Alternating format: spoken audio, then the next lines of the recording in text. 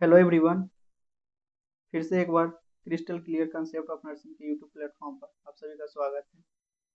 Body fluid के part 2 में first में देखे थे बॉडी फ्लूइड पार्ट 1 में।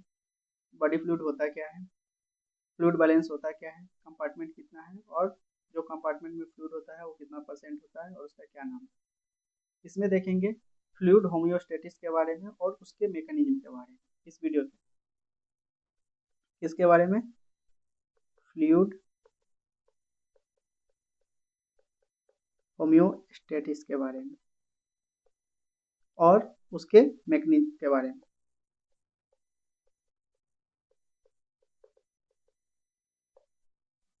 फर्स्ट ऑफ ऑल होम्योस्टेटिस होता क्या है।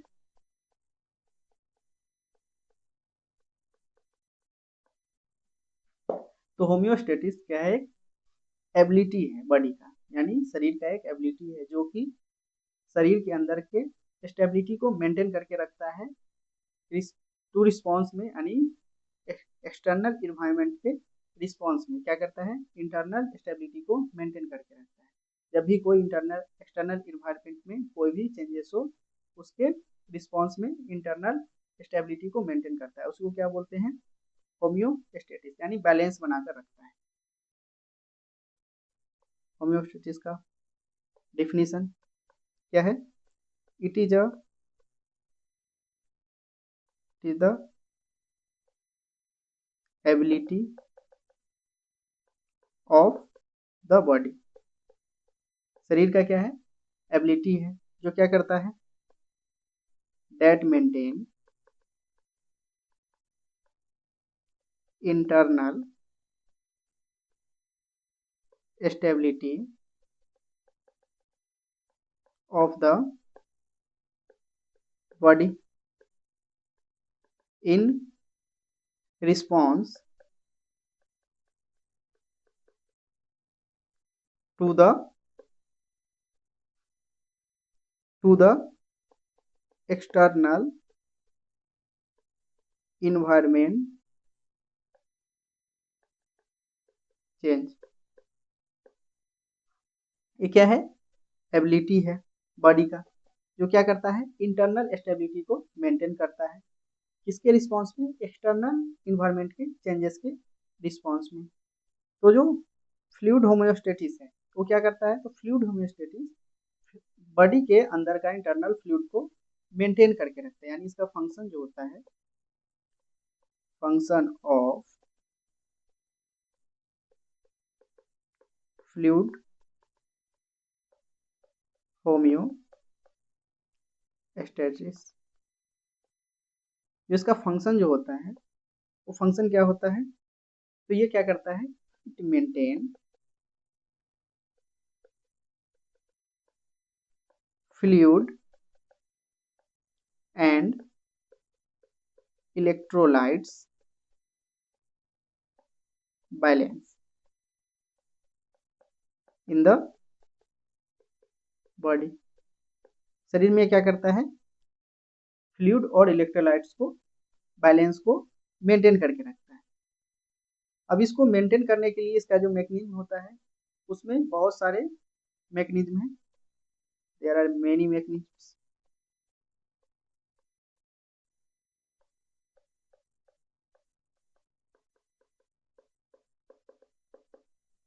that maintains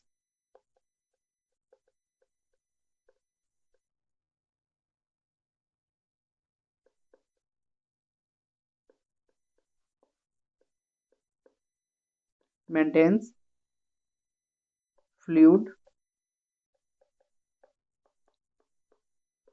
homeostasis. जो बहुत सारे मैकेनिज्म है जो क्या करते हैं, फ्लूइड होम्योस्टेटिस को मेंटेन करते हैं।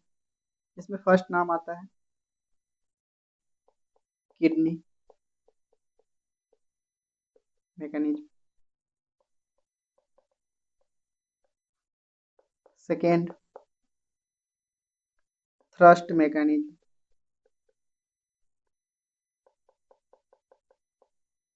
Third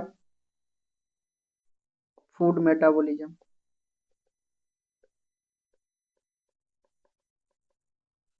mechanism, fourth thyroid gland, fifth heart mechanism, और सिक्स जो लास्ट है रास रास मैकेनिज्म, यानी renin, angiotensin, aldosterone system mechanism. इसके थ्रू क्या होता है, फ्लूइड होमियोस्टेटिस मेंटेन रहता है। फर्स्ट किडनी करता कैसे,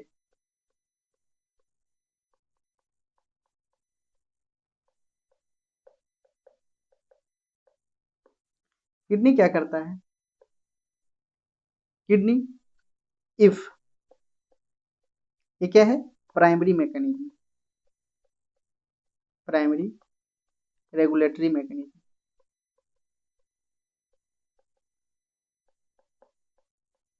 क्या है, किडनी जो है प्राइमरी रेगुलेटरी मैकेनिज्म, क्या करता है, अकॉर्डिंग टू बॉडी के डिमांड इनटेक और आउटपुट को बढ़ाता घटाता है, यानी बॉडी के डिमांड यानी रिस्पॉन्स में क्या करता है, इनटेक और आउटपुट को इंक्रीज करता है डिक्रीज करता है। यानी फर्स्ट केस, फर्स्ट कंडीशन अगर डिहाइड्रेशन हो यानी फ्लूइड घट गया, फ्लूइड डिक्रीज, तो सिग्नल देता है किसको, द ब्रेन। कहाँ पे, हाइपोथैलेमस में,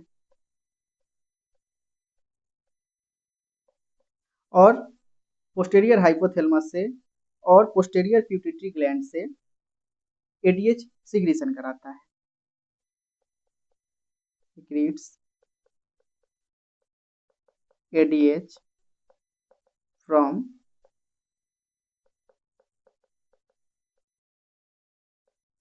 पिट्यूटरी ग्लैंड, पिट्यूटरी ग्लैंड के पोस्टेरियर पार्ट से, पोस्टेरियर पार्ट से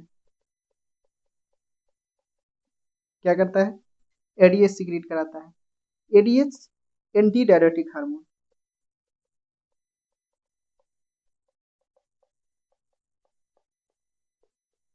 और एडीएच बाइंड किससे करता है,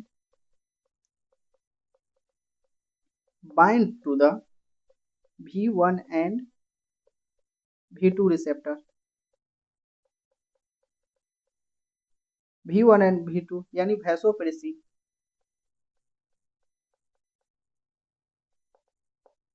वैसोप्रेसिन रिसेप्टर से बाइंड करता है। कहाँ पे बाइंड करता है, तो कलेक्टिंग डक्ट में, कहाँ पे, कलेक्टिंग डक्ट में, और क्या करता है, इंक्रीज कर देता है reabsorption of water and sodium, जिसके कारण जितना रीएब्जॉर्प्शन होगा उतना फ्लूइड वॉल्यूम बढ़ेगा, जिसके कारण क्या हो जाता है, फिर से नॉर्मल बॉडी फ्लूइड, फिर से बॉडी फ्लूइड नॉर्मल हो जाता है। ये फर्स्ट कंडीशन था। सेकेंड, इफ ओवर हाइड्रेशन हो गया, फिर किडनी क्या करता है, किडनी का क्या काम है, रेगुलेट करता है, यानी फ्लूइड को बॉडी के डिमांड से या तो इनटेक को बढ़ाता है या आउटपुट को बढ़ाता है। क्या करता है, ओवर हाइड्रेशन, ये फिर क्या करेगा, सिग्नल सेंड करेगा ब्रेन में, ब्रेन में कहाँ, हाइपोथैलेमस, और फिर से क्या करेगा, डिक्रीज करा देगा सिक्रीशन ऑफ एडीएच,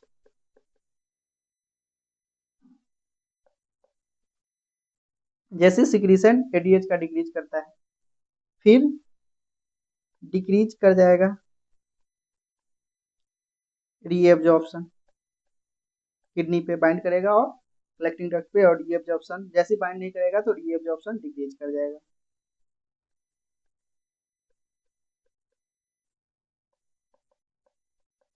फ्लूइड, उसके बाद इंक्रीज हो जाएगा एक्सक्रेशन, यानी फ्लूइड एक्सक्रीट आउट होना चालू हो जाएगा एक्सेस, जिसके कारण क्या हो जाएगा, ओवर हाइड्रेशन से फिर से नॉर्मल बॉडी फ्लूइड हो जाएगा, फिर से नॉर्मल बॉडी फ्लूइड मेंटेन होने लगेगा, क्योंकि जितना एक्स्ट्रा ओवर हाइड्रेशन में जो भी फ्लूइड था उसको किडनी बाहर कर देगा एक्सक्रीट करके। सेकेंड,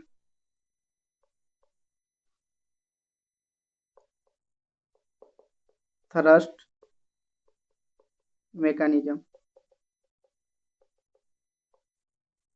तो थ्रस्ट मैकेनिज्म कैसे करता है, तो थ्रस्ट मैकेनिज्म जो थ्रस्ट को रेगुलेट करता है, थ्रस्ट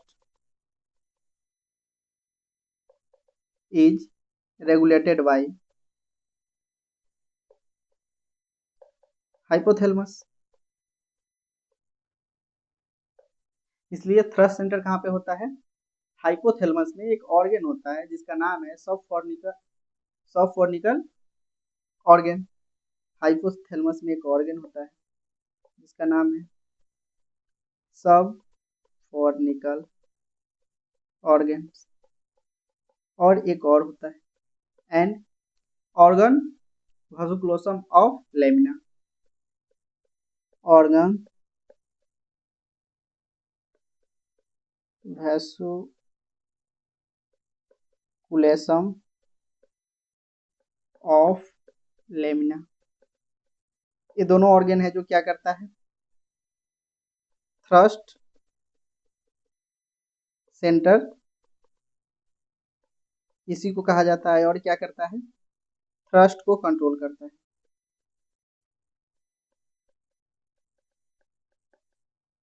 और ये ब्रेन का पार्ट है, यहाँ पे ब्लड ब्रेन बैरियर अब्सेंट होता है, प्रेजेंट नहीं होता है।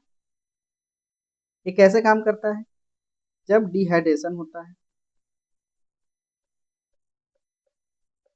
जब डिहाइड्रेशन होता है यानी बॉडी फ्लूइड घट गया है, तो तो ऑस्मो रिसेप्टर एक्टिव होता है, और जैसे डिहाइड्रेशन होगा ऑस्मो रिसेप्टर एक्टिव होगा। डिहाइड्रेशन होगा तो जो ब्लड का प्लाज्मा है उसका ऑस्मोलैरिटी इंक्रीज कर जाता है, और जो ऑस्मो रिसेप्टर है वो क्या करता है, इसको डिटेक्ट करता है, और ये सिग्नल किसको देता है, थ्रस्ट सेंटर को, और क्या हो जाता है, सिग्नल देता है थ्रस्ट सेंटर को, और क्या हो जाता है, थ्रस्ट सेंटर स्टिमुलेट हो जाता है।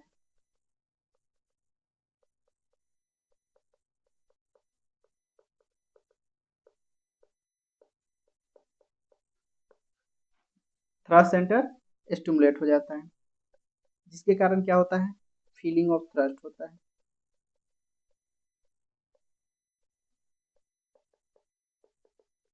यानी पानी पीने की इच्छा होती है, प्यास लगती है, जिसके बाद ड्रिंकिंग ऑफ वाटर करता है पर्सन,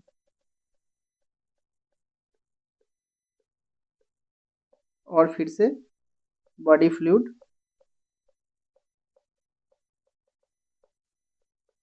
इंक्रीज कर जाता है, और फिर से क्या हो जाता है, normal body fluid. Thrust mechanism किस तरह काम करता है, ऑस्मो रिसेप्टर एक्टिव होता है, डिटेक्ट करता है प्लाज्मा ऑस्मोलरिटी को, फिर थ्रस्ट सेंटर को स्टिमुलेट करता है। जैसे थ्रस्ट सेंटर स्टिमुलेट होता है, फीलिंग ऑफ थ्रस्ट होता है, प्यास की इच्छा होती है। उसके बाद ड्रिंकिंग ऑफ वाटर, पानी पीता है पर्सन, और फिर से क्या होता है, बॉडी फ्लूइड इंक्रीज कर जाती है और फिर से normal body fluid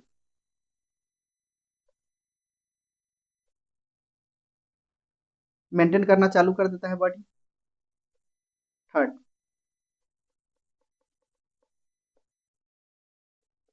metabolism of food.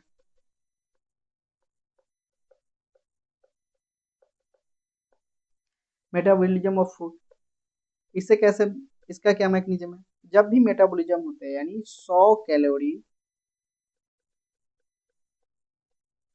Calories carbohydrate, protein और फैट का मेटाबॉलिज्म होता है, तो 10 ml वाटर यानी फ्लूइड रिलीज होता है। कहाँ पे, इन द बॉडी। इस तरह से क्या करता है, मेटाबॉलिज्म ऑफ फूड के through homeostasis of fluid maintain होता है। Fourth, heart mechanism.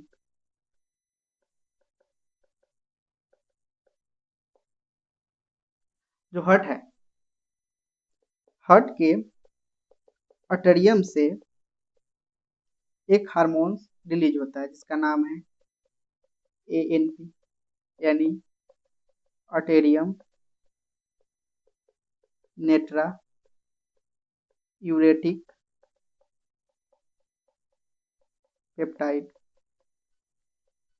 और इसका ANP रिलीज करता है, कब रिलीज करता है, जब वेन ओवर हाइड्रेशन होता है। यानी ओवर हाइड्रेशन होगा तो फ्लूइड वॉल्यूम इंक्रीज होगा और साथ में ब्लड प्रेशर इंक्रीज होता है। जब ये कब रिलीज होगा, जब ओवर हाइड्रेशन होता है, ब्लड वॉल्यूम इंक्रीज करता है और ब्लड प्रेशर इंक्रीज करता है। एनपी दो फंक्शन करता है, पहला वैसोडाइलेशन कराता है और सेकेंड इंक्रीज कर देता है एक्सक्रेशन, यानी excretion of water and sodium, यानी डिक्रीज कर देता है रीएब्जॉर्प्शन को।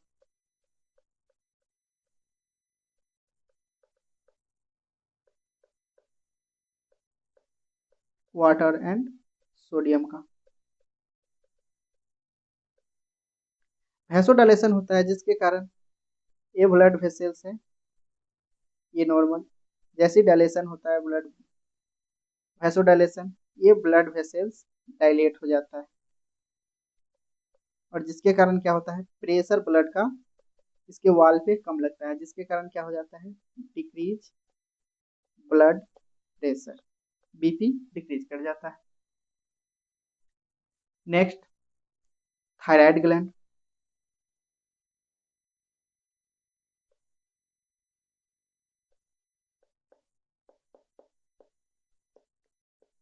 थायराइड ग्लैंड, थायराइड ग्लैंड कैसे मैकेनिज्म करता है, इसका क्या मैकेनिज्म, तो थायराइड ग्लैंड में दो सेल पाया जाता है, उसमें बहुत सारे दो लोब्स होते हैं, उसके बहुत सारे लोबुल्स होते हैं, उसमें दो सेल पाया जाता है। पहला का नाम है फॉलिकुलर सेल, दूसरा होता है पैराफॉलिकुलर सेल। जो फॉलिकुलर सेल होता है वहां से रिलीज होता है थायरोक्सिन, थायरोक्सिन हार्मोन रिलीज होता है और थायरोक्सिन हार्मोन का फंक्शन होता है, ये बेसल मेटाबॉलिक रेट को मेंटेन करता है।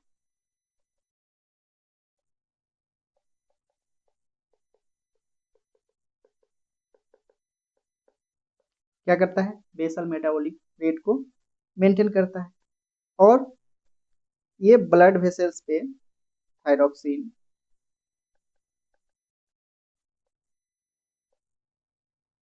हार्ट पे और ब्लड वेसल्स पे, दोनों जगह पे ये अपना वर्क करता है। क्या वर्क करता है, तो हार्ट पे दो वर्क करता है, इंक्रीज कर देता है हार्ट रेट को, इसका अगर लेवल ज़्यादा हो गया तो इंक्रीज किया, तो इफ डिक्रीज किया तो ये डिक्रीज कर देता है।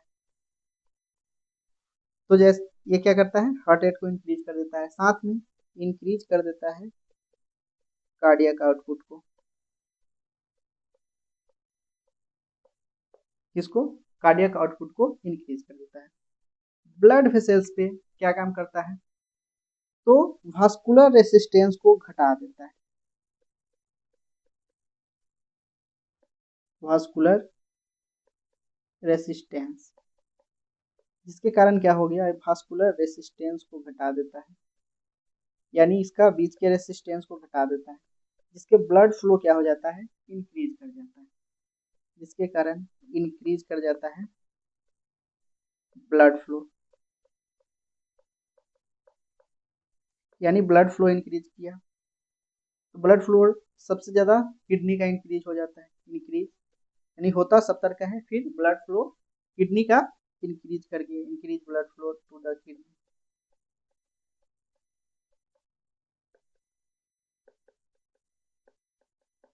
जिसके कारण हाइड्रोस्टेटिक प्रेशर भी इंक्रीज कर जाता है और जीएफआर बढ़ जाता है, इंक्रीज जीएफआर।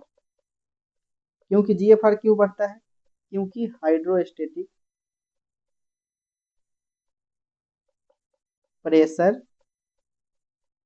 इंक्रीज कर जाता है, जिसके कारण क्या होता है, जीएफआर बढ़ जाता है। हाइड्रोस्टेटिक प्रेशर क्या होता है, ये आर्टरी है, आर्ट्रियोल्स है, और यहाँ से ज्वाइन होता है कैपिलरी, कैपिलरी, तो ये जो कैपिलरी आर्ट्रियोल इंड है, यहाँ पे हाइड्रोस्टेटिक प्रेशर काम करता है। ये प्रेशर जो होता है वो सॉल्यूशन का प्रेशर होता है, और ये क्या काम करता है, मतलब मूवमेंट कराता है आउटवर्ड, आउटवर्ड फोर्स लगाता है, आउटवर्ड प्रेशर लगाता है, और ये जो ब्लड इसमें है इसको बाहर की तरफ फिल्टर कराता है, या तो सेल में करा दे या किडनी में फिल्ट्रेशन करा देता है, और कहाँ चला जाता है, ओवेंस कैप्सूल में, और क्या करता है उसके थ्रू, आउट जीएफआर को बढ़ाता है, यानी ग्लोमेरुलर फिल्ट्रेशन रेट को इंक्रीज कर देता है इसके थ्रू, हाइड्रोस्टेटिक प्रेशर के थ्रू, और इंक्रीज कर देता है आउटपुट को, जिसके कारण क्या हो जाता है, फिर से इंक्रीज हो जाता है यूरिन आउटपुट। ये जब नॉर्मल, जब हाइपरथायरॉयडिज्म होता है तब होता है। ये कब होता है, जब ये फंक्शन हाइपरथायरॉयडिज्म में, जब हाइपो होता है तो ये सेम अपोजिट काम करेगा, घट जाएगा और यूरिन आउटपुट को घटा देगा। इस तरह से ये फ्लूइड होम्योस्टेटिस को मेंटेन करता है। Last, by the help of रास के थ्रू कैसे करता है homeostasis maintain body,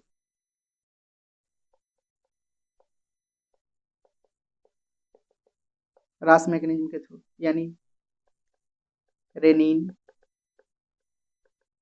angiotensin, aldosterone system. रास के थ्रू कैसे करता है, तो डिहाइड्रेशन हुआ, पहला कंडीशन डिहाइड्रेशन हुआ, तो डिहाइड्रेशन दो हो सकता है, एक इंट्रासेलुलर और एक एक्स्ट्रा सेलुलर, यानी इंट्रासेलुलर फ्लूइड का लॉस और एक्स्ट्रा सेलुलर फ्लूइड का लॉस। जैसी इंट्रासेलुलर फ्लूइड का लॉस होगा तो प्लाज्मा का ऑस्मोलरिटी इंक्रीज कर जाएगा,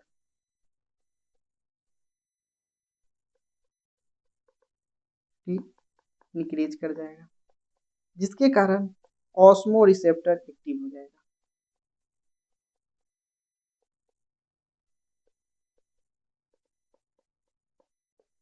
यानी और ये किसको, थ्रस्ट सेंटर को एक्टिव कर देगा।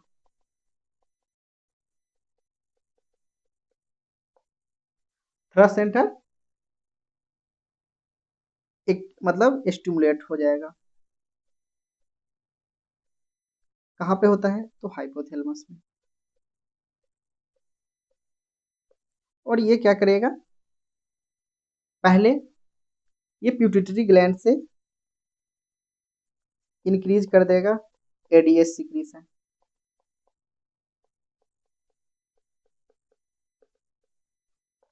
From pituitary gland.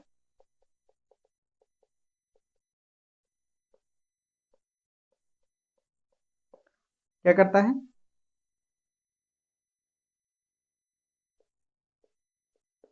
Pituitary gland से इंक्रीज कर देता है क्या, सिक्रीशन एडीएच का, जो कि क्या काम करेगा, इंक्रीज कर देगा रीएब्जॉर्प्शन को ऑफ फ्लूइड। और थ्रस्ट सेंटर स्टिमुलेट होगा, और क्या होगा, फीलिंग ऑफ थ्रस्ट।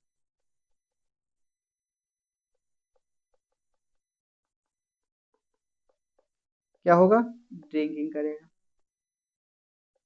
मतलब वाटर प्यास लगेगा तो क्या करेगा, ड्रिंक। फिर क्या होगा, इंक्रीज बॉडी फ्लूइड, यानी फिर से नॉर्मल बॉडी फ्लूइड हो जाएगा। जब एक्स्ट्रा सेलुलर जो फ्लूइड है उसका लॉस होता है, तो ब्लड वॉल्यूम यानी प्लाज्मा वॉल्यूम डिक्रीज कर जाता है।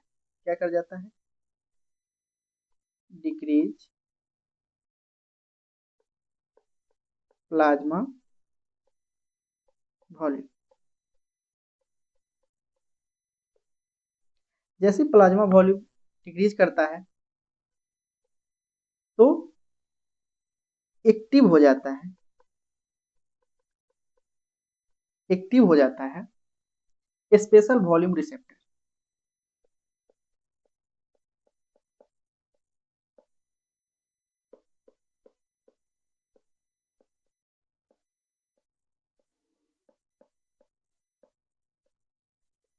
क्या होता है, एक्टिव हो जाता है स्पेशल वॉल्यूम रिसेप्टर। और ये क्या काम करता है, ये इंक्रीज कर देता है एंजियोटेंसिन का लेवल का ब्लड में।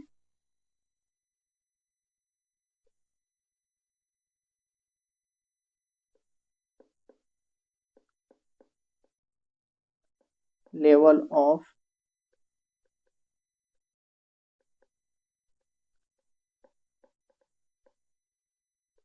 सेकेंड इन ब्लड, जिसके कारण क्या होता है, एंजियोटेंसिन,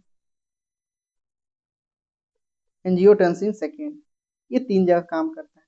पहला तो सिग्नल देता है ब्रेन को, यानी हाइपोथैलेमस को, और एडीएच को प्यूटिटरी ग्लैंड से,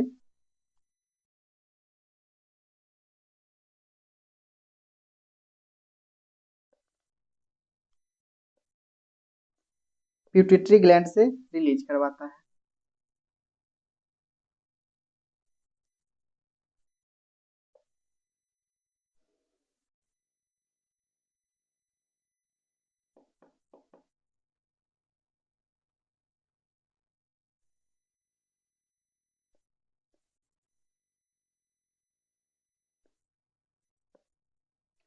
रिलीज करवाता है क्या, प्यूटिटरी ग्लैंड से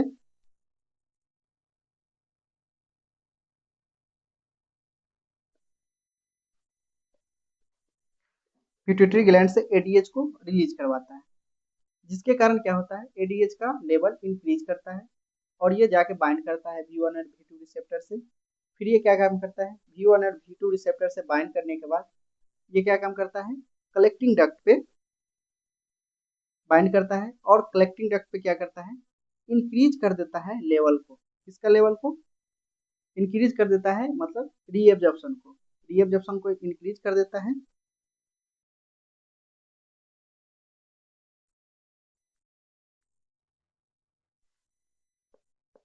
इंक्रीज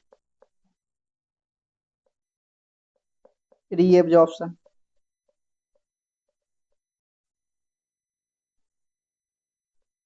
ऑन कलेक्टिंग डक्ट पे,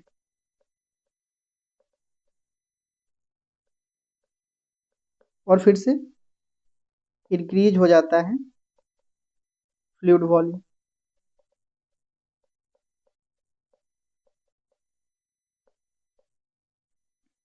सेकेंड जो काम करता है ये ब्लड वेसल्स पे करता है।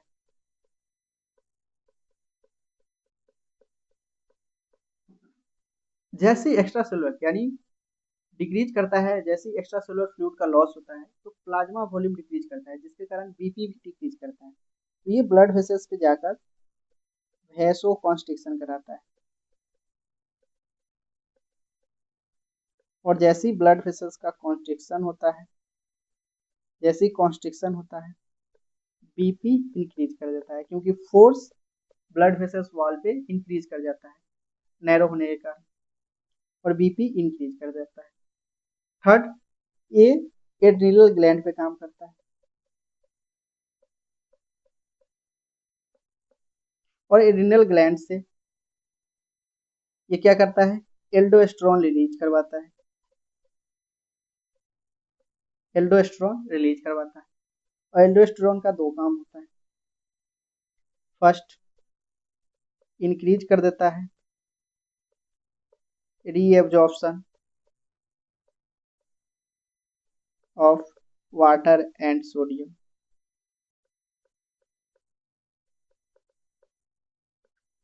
सेकेंड इंक्रीज कर देता है excretion of potassium,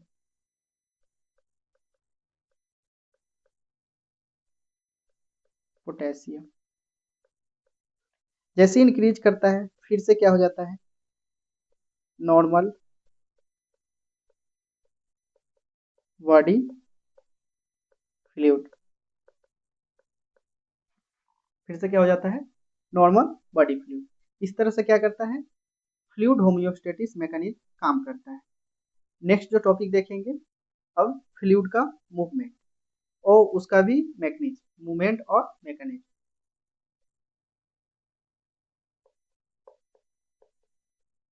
fluid movement and there mechanism.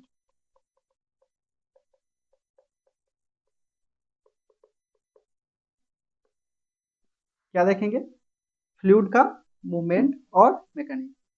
जो फ्लूइड होता है,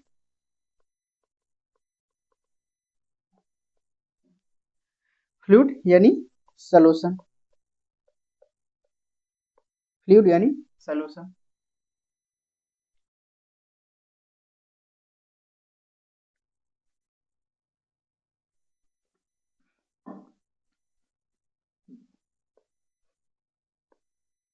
यानी सॉल्यूशन, सॉल्यूशन में क्या होता है, सॉल्यूट प्लस सॉल्वेंट, जो कि सॉल्यूट क्या होगा, कम होगा यानी लेस होगा, और सॉल्वेंट क्या होगा, एक्सेस होगा यानी मोर होगा। सॉल्यूट क्या होता है, लेस होता है, और सॉल्यूट क्या होता है, एक मॉलिक्यूल्स होता है। सॉल्वेंट क्या है, ये फ्लूइड है। तो जो फ्लूइड का मूवमेंट होता है मेनली तीन प्रिंसिपल से होता है।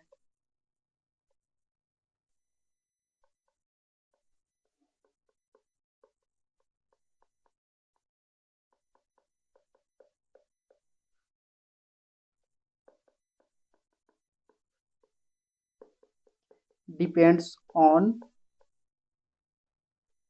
Only three principles.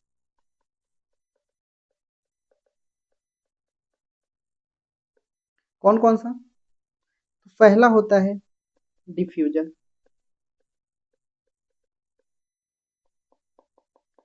Second osmosis, और थर्ड फिल्ट्रेशन। कितना होता है? 3 होता है। पहला डिफ्यूजन, दूसरा ऑस्मोसिस और तीसरा फिल्ट्रेशन। कैसा काम करता है डिफ्यूजन? डिफ्यूजन क्या होता है?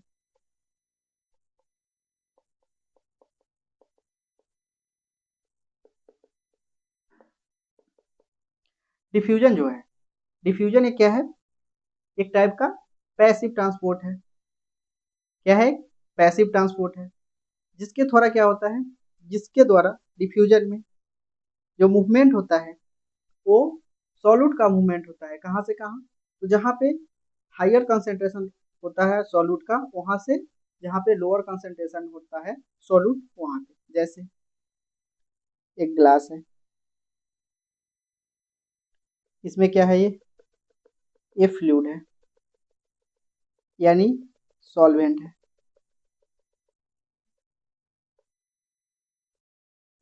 और ये क्या है? सॉल्यूट है। तो जो इसका मूवमेंट होगा सॉल्यूट का,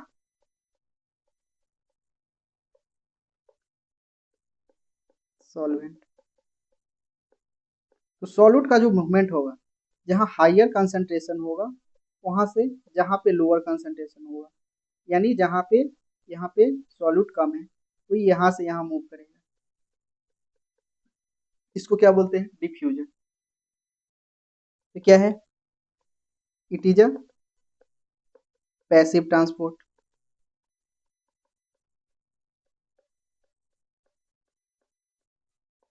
क्या है? पैसिव ट्रांसपोर्ट है एक टाइप का, जिसमें क्या होता है? इन विच क्या होता है? मूवमेंट ऑफ सॉल्यूट और मोलिक्यूल्स,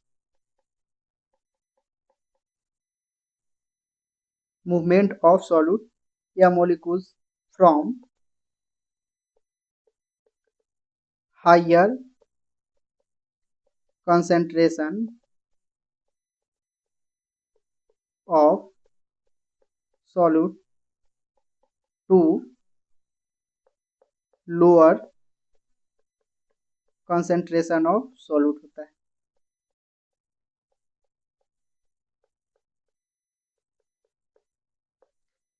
यानी मतलब जो डिफ्यूजन है ना, एक टाइप का क्या है? पैसिव ट्रांसपोर्ट है। और इसके इसमें जो मूवमेंट होता है वो किसका मूवमेंट होता है? सॉल्यूट का मूवमेंट होता है। कहाँ से कहाँ? Higher concentration to lower concentration, यानी जहाँ पे हायर कंसंट्रेशन होगा सॉल्यूट, वहां से लोअर कंसंट्रेशन की तरफ। सेकेंड जो है उसको बोलते हैं ऑस्मोसिस। ये भी क्या है? एक टाइप का पैसिव ट्रांसपोर्ट है। क्या है? पैसिव ट्रांसपोर्ट है। लेकिन इसमें जो मूवमेंट होता है across the semi permeable membrane, क्या है? Semi permeable membrane. तो इसमें जो मूवमेंट होता है, और जो डिफ्यूजन था उसमें सॉल्यूट का मूवमेंट हो रहा था, यहाँ पे जो मूवमेंट होता है वो सॉल्वेंट का होता है। और कहाँ से कहाँ होता है? ये क्या है? सॉल्वेंट है।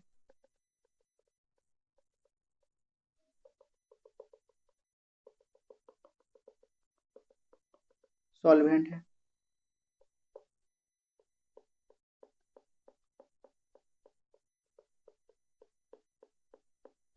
क्या है?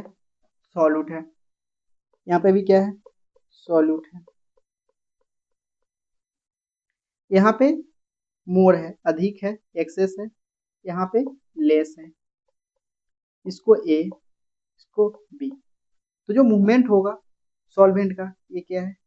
सॉल्वेंट है। यानी मूवमेंट जो होगा इसमें सॉल्वेंट का मूवमेंट होगा। कहाँ से कहाँ? जहाँ पे लेस सॉल्यूट प्रेजेंट होगा वहां से जहाँ पे हाई सॉल्यूट प्रेजेंट होगा वहां पे मूवमेंट होगा, यानी जो मूवमेंट होगा किसका होगा, सॉल्वेंट का होगा। और कहां से कहां होगा, यानी lower concentration of solute to higher concentration of solute तक होगा। लिखते हैं, it is a type of passive transport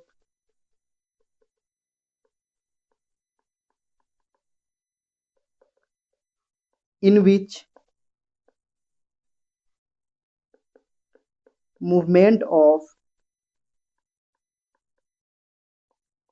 solvent across membrane from lower concentration of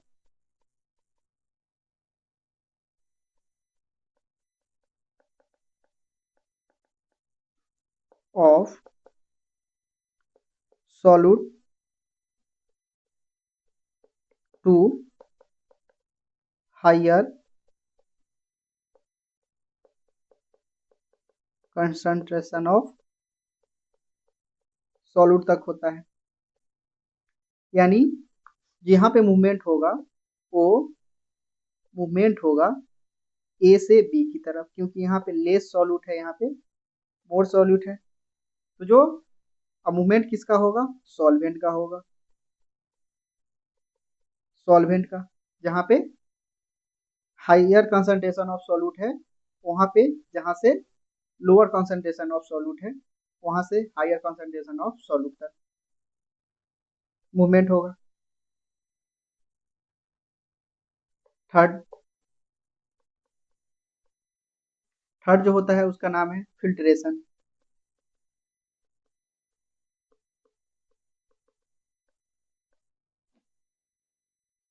क्या होता है, फिल्ट्रेशन। इसमें जो मूवमेंट होता है वो दोनों का होता है, यानी फिल्ट्रेशन में जो मूवमेंट होगा दोनों का होगा। बोथ सॉल्यूट प्लस सॉल्वेंट दोनों का मूवमेंट होगा। और ये डिपेंड किस पे करेगा, तो ये डिपेंड करता है, डिपेंड्स, ये डिपेंड करता है तीन प्रेशर पे, डिपेंड थ्री प्रेशर्स।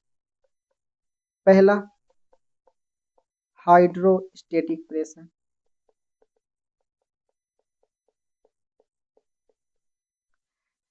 दूसरा जो होगा वो ऑस्मोटिक प्रेशर होगा, और जो थर्ड होगा उसको बोलते हैं नेट फिल्ट्रेशन प्रेशर।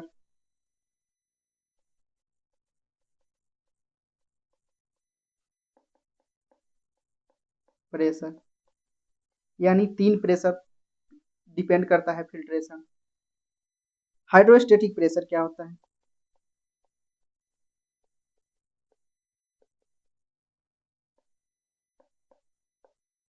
तो हाइड्रोस्टेटिक प्रेशर क्या है, तो ये एक प्रेशर है, क्या है, एक प्रेशर है या फोर्स है जो क्या करता है, और ये किसका फोर्स है या प्रेशर है, तो सॉल्यूशन का, किसका, यानी प्रेशर ऑफ सॉल्यूशन। किसका फोर्स है, सॉल्यूशन का फोर्स है, जो कि कहाँ पे लगता है, विद इन द कैपिलरी। कहाँ पे, कैपिलरी में। कहाँ पे काम करता है, कैपिलरी में। प्रेशर किसका है, सॉल्यूशन का प्रेशर है, लगता कहाँ पे है, कैपिलरी में। और ये काम क्या करता है, तो कैसा फोर्स लगाता है, पुलिंग फोर्स आउटवर्ड कैपिलरी, यानी कैसा force, pulling force outward capillary.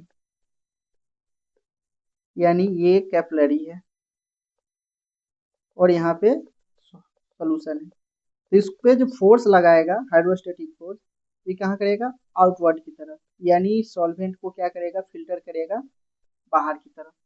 और ये जो प्रेशर हाई होता है, हाइड्रोस्टेटिक प्रेशर,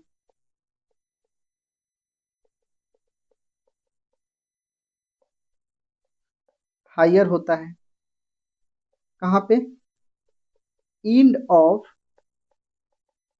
आर्टरियोल, इंड पे, इंड ऑफ आर्टरियोल, जहाँ पे ये आर्टरियोल कैपिलरी से जुड़ रहा है।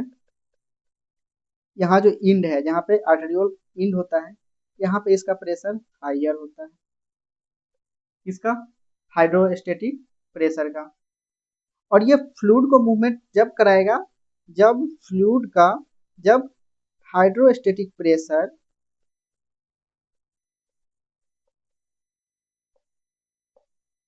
हाइड्रोस्टेटिक प्रेशर यानी ऑस्मोटिक प्रेशर या कोलाइड प्रेशर से एक्सिस होगा, यानी हाइड्रोस्टेटिक प्रेशर ग्रेटर होगा कोलाइड और ऑस्मोटिक प्रेशर से।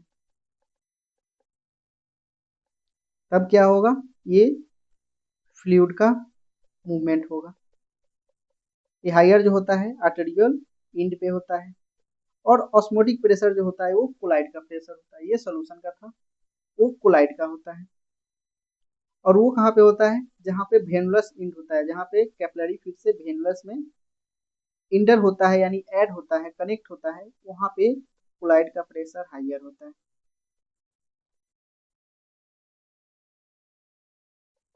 जिसके कारण क्या होता है, यानी हाइड्रोस्टेटिक प्रेशर के कारण, इसके कारण क्या होता है, फिल्ट्रेशन होता है। फिल्ट्रेशन जो हो रहा है ड्यू टू हाइड्रोस्टेटिक प्रेशर। और रीएब्जॉर्प्शन जो होगा,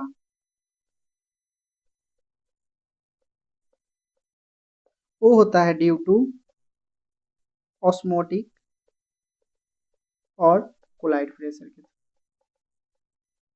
यानी यहाँ से निकला फ्लूइड, सेल है, सेल तक गया, और फिर इस सेल से जब रिटर्न आएगा कैपिलरी में, तो ये किसके थ्रू आएगा, कोलाइड प्रेशर के थ्रू। सेकेंड क्या है, कोलाइड और ऑस्मोटिक प्रेशर।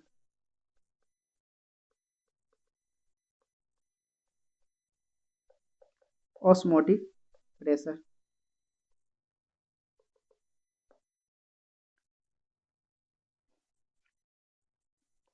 ये किसका प्रेशर होता है, कोलाइड का प्रेशर होता है, pressure of colloid in solution में। क्या है, ऑस्मोटिक प्रेशर जो है वो क्या है, कोलाइड का प्रेशर है। और ये क्या करता है, पुलिंग फोर्स, वो किस में कर रहा था, आउटवर्ड डायरेक्शन में। कहाँ करता है, इनवर्ड टू कैपिलरी, कैपिलरी के इनवर्ड में ये क्या करता है, फोर्स को लगाता है, पुलिंग फोर्स।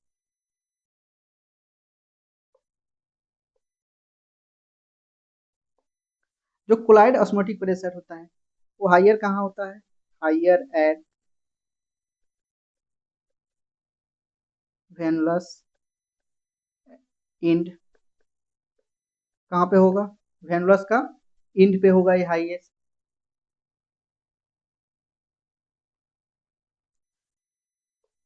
और ये क्या करता है, ये रीएब्जॉर्प्शन करता है।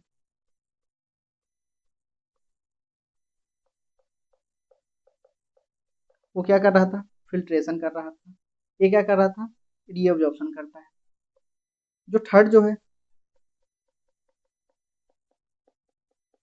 Net filtration pressure.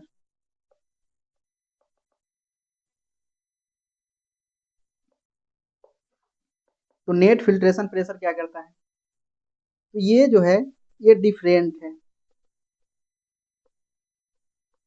ये डिफरेंट है, ये दोनों के बीच का कोलाइड प्रेशर और जिसको ऑस्मोटिक प्रेशर बोलते हैं, हाइड्रोस्टेटिक प्रेशर, दोनों के बीच का क्या है, ये डिफरेंस है, difference between hydrostatic pressure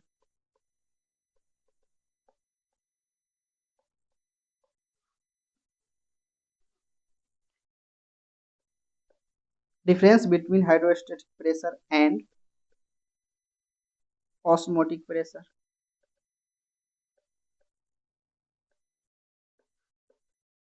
called net filtration pressure।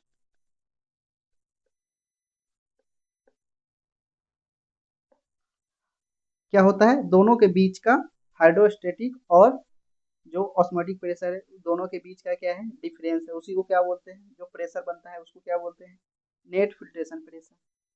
ये हाइयर होता है कहाँ पे, ये पॉजिटिव होता है,